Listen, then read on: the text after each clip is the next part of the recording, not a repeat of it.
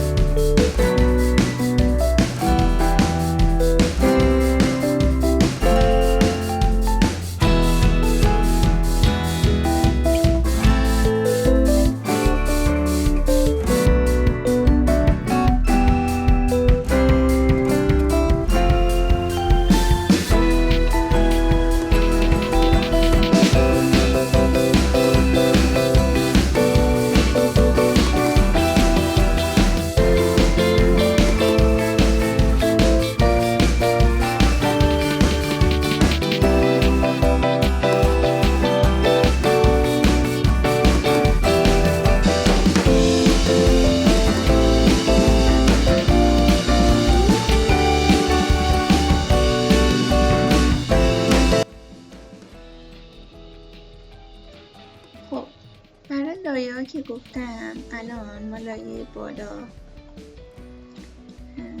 رنگ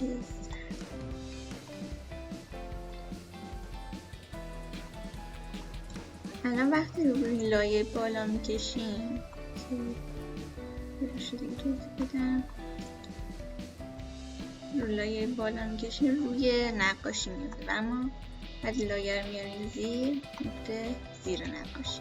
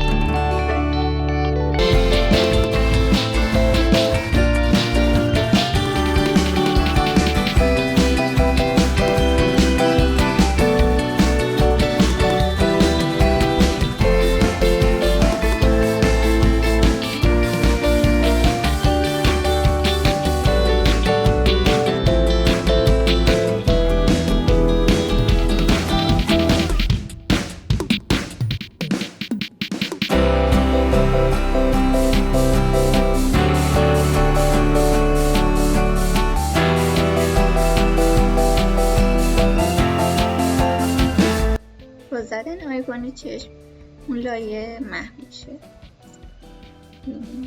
مخفی میشه. لایه یکی دیگه میزنم برای صورتش.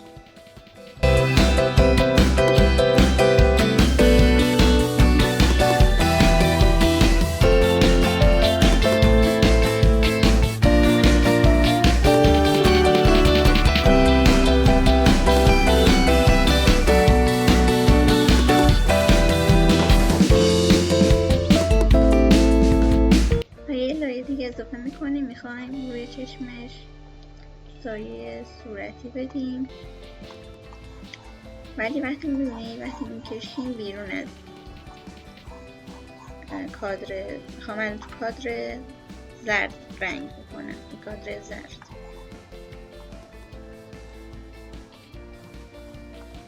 رو قشنگ پر میکنیم، میخوام توی کادر زرد صورتی باشه.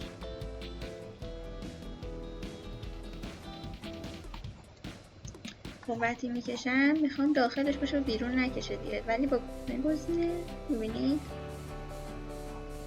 دیگه بیرون نباشه نمیکشه.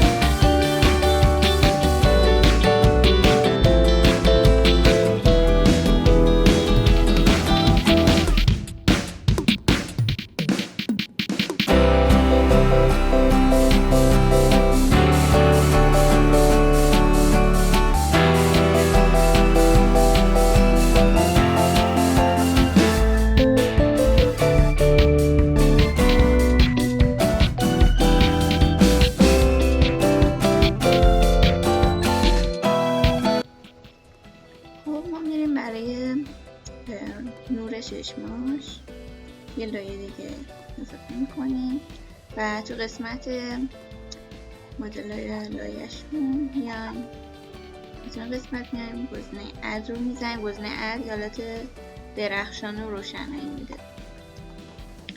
یکم میبینید حالت روشنایی به نقاشی.